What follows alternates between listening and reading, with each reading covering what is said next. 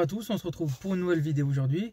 On est cette fois-ci dans une DS5 équipée d'un NAC en Wave 1, donc les premières générations des NAC, qui est un peu capricieux. Donc on va le remplacer aujourd'hui par un NAC Wave 2. Donc attention, quand vous voulez passer au NAC, toujours le télécodage, c'est important. On me le dit souvent, c'est bizarre, ça bip, mais il faut qu'il soit télécodé pour le véhicule. Donc là vous avez l'écran du NAC Wave 1.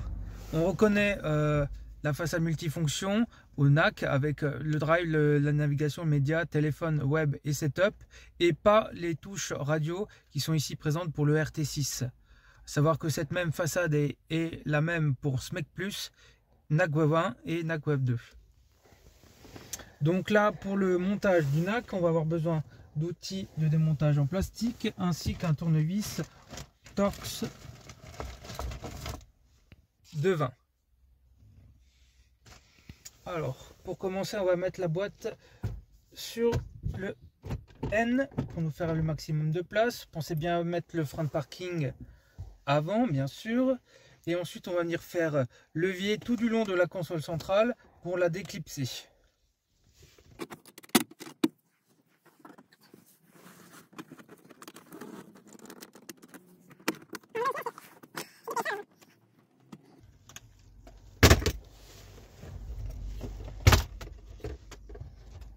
On reviendra à reclipser l'autre partie là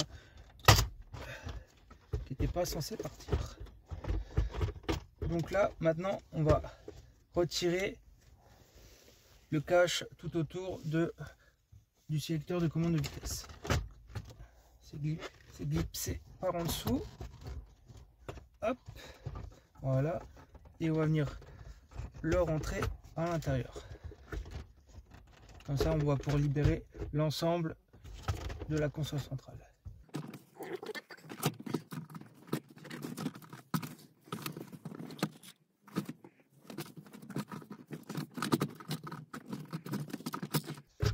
Voilà, et maintenant on va venir la débrancher. Donc on commence avec la prise allume-cigare qui est juste derrière, connecteur de voix.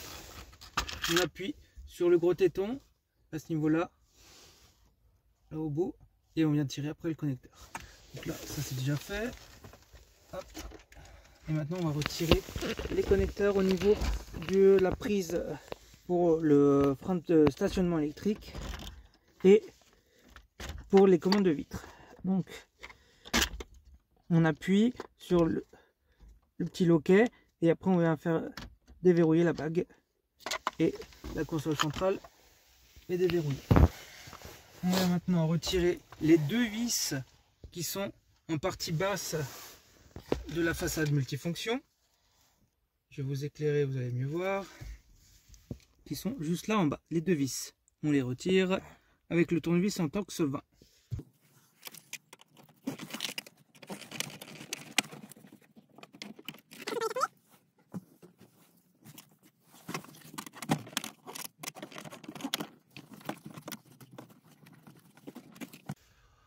Maintenant qu'on a retiré les deux vis en partie basse, on va maintenant déclipser l'horloge. Donc pour ça, vous appuyez sur le bouton Start et vous prenez un petit outil de démontage, normalement pour les façades Volkswagen, Peugeot, Citroën, tout va. Vous appuyez sur le bouton Start et vous passez l'outil juste entre et vous appuyez et ça va venir déclipser l'horloge qu'on va venir débrancher. Alors là, c'est un connecteur, on va voir. C'est un 3 voies blanc, donc soit vous appuyez sur le petit téton qui est là sur le côté et vous tirez le connecteur, soit vous avez le déverrouillage ici, vous appuyez dessus et vous tirez. Alors on la met de côté.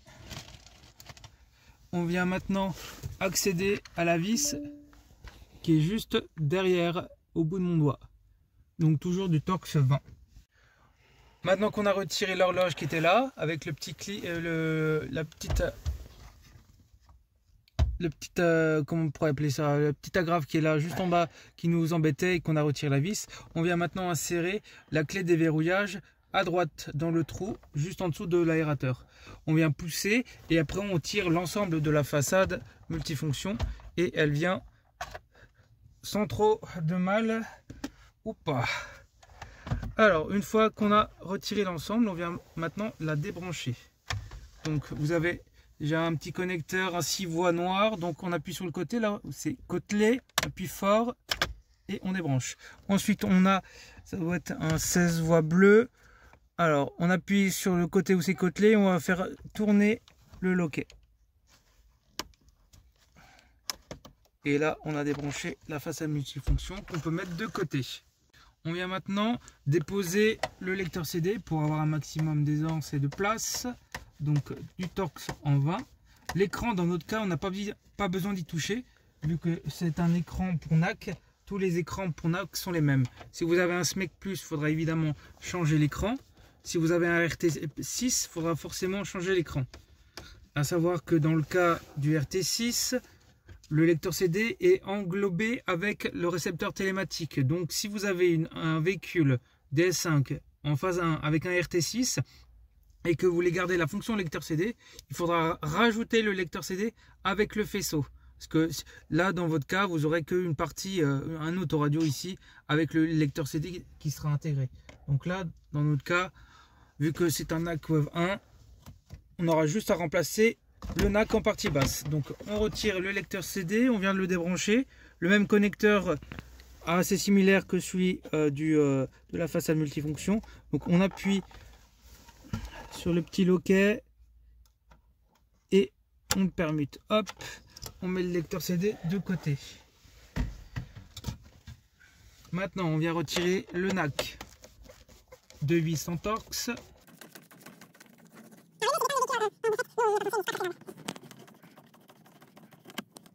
Alors, on vient débrancher le NAC. Donc, on commence avec la prise principale. Donc, gros ergot au-dessus. On appuie et on fait permuter le loquet gris. Hop, l'écran se coupe, c'est normal. On vient après débrancher les autres connecteurs. Donc, là, je vous recommande un petit tournevis plat pour éviter de tirer fort sur les connecteurs. Tournevis plat. Donc on commence avec le câble LVDS qui permet d'avoir l'image vidéo qui passe. Hop, on appuie et on tire. Ensuite l'antenne GPS, pareil, on appuie, on tire.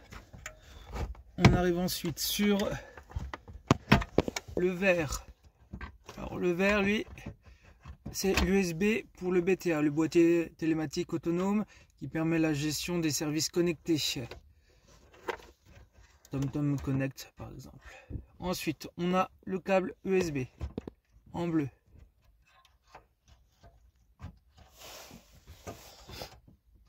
Hop. Et on finit par le connecteur FM, donc FM1 et FM2. Dans le cas d'un RT6 de base ou d'un SMEC+, il faudra des adaptateurs pour rebrancher le connecteur FM, le connecteur USB et le connecteur principal. Là, dans le NAC, pas besoin. Donc, on retire le NAC et on vient présenter la nouvelle pièce. On vient présenter le nouveau NAC. Donc, par rapport au Wave 1, on voit que la position des LVDS a un petit peu changé. Elle était en position haute, là, elle est en position basse. Et on avait deux USB verts. Là, on n'en a qu'un seul. Et les deux USB. Le principe reste exactement le même, c'est juste la place qui change. Donc on vient rechercher tous nos câbles. De préférence on commence de bas vers le haut pour éviter de faire des nœuds. Donc le connecteur qui permet d'avoir la radio, donc FM1 et FM2. Ensuite on a le LVDS. Là dans notre cas c'est un NAC avec deux LVDS. Donc vous voyez, on ne peut pas se tromper. Si vous avez le cas, on ne peut pas le brancher. Il y a des détrompeurs, on ne peut pas le mettre. C'est forcément dans celui de droite. Ensuite on a l'USB pour le BTA, les services connectés qui sont certainement dépassés depuis très longtemps. Alors on le rebranche quand même au cas où. Hop.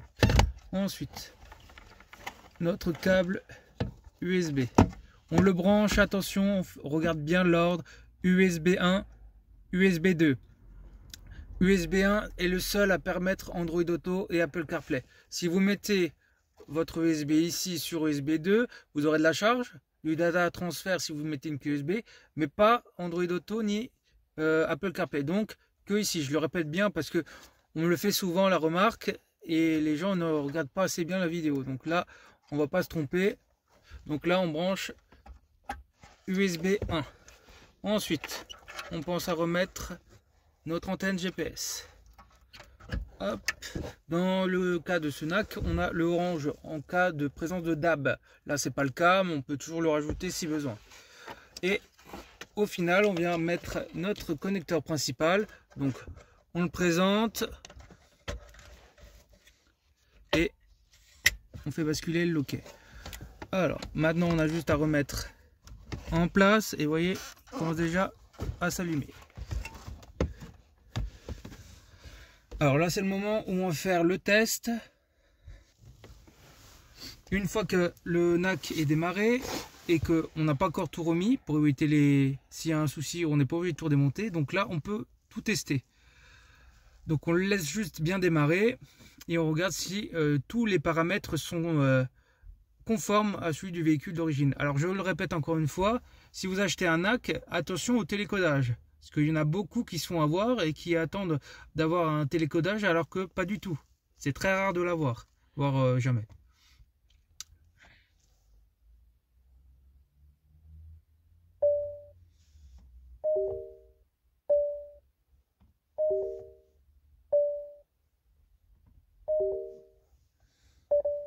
On va vérifier. C'est bien une DS5. Ok. Alors, on vérifie que toutes les sources soient présentes. Si c'est grisé, attention, c'est normal. C'est-à-dire qu'il n'y a aucune source de connecté pour le moment. Le lecteur CD n'est pas encore branché et il n'y a certainement pas de CD à l'intérieur. Donc pour le moment, il est grisé. Auxiliaire, il faut aller dans les sources audio pour l'activer. Le Bluetooth, on n'a encore aucun appairage de fait et il n'y a pas de USB branché sur les connecteurs. Donc pour les sources, on est bon, on a une bonne réception. On peut passer à l'étape suivante, la navigation. On vérifie qu'il nous positionne au bon endroit. On est au bon endroit. On a ensuite les thèmes dans la partie réglage. Donc on a 3 thèmes, améthyste, rubis et gold.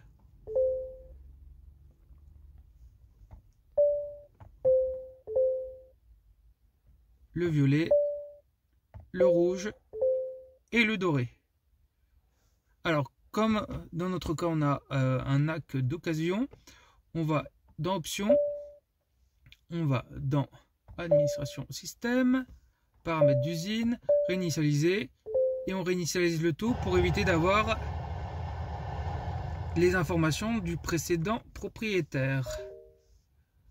Hop, on repasse en français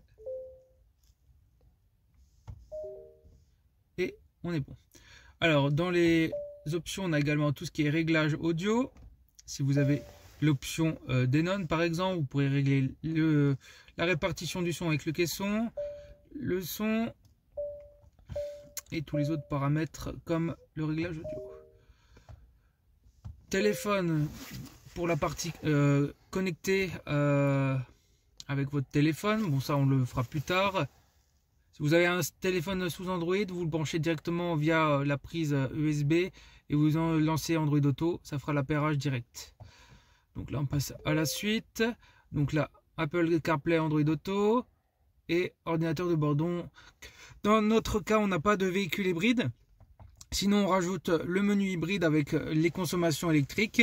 Là, dans notre cas, on a juste mis l'ordinateur de bord, à savoir que normalement, d'origine, c'est pas présent, c'est uniquement présent dans la matrice du compteur qui est juste là. Alors, ça, on l'a laissé. Connectivité, on fera le test après avec un câble USB, voir si tout est fonctionnel. Et après, on retourne dans le menu véhicule de tout à l'heure. Et voilà. Alors là, on a branché notre téléphone via USB et comme vous pouvez le voir, on a Android Auto qui est disponible.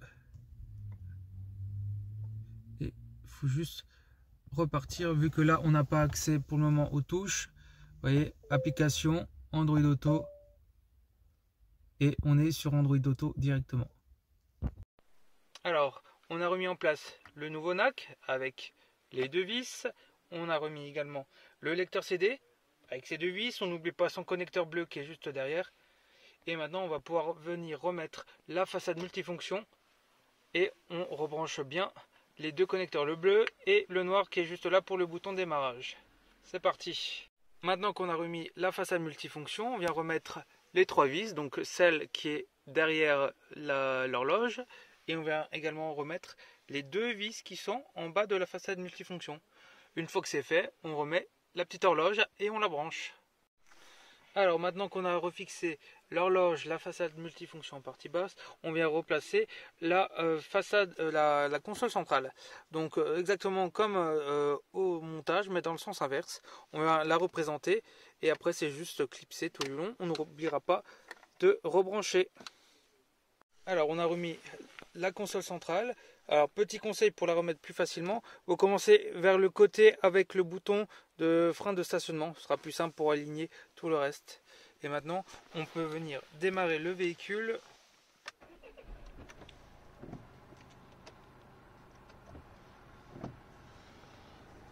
Et on peut checker que tout soit opérationnel.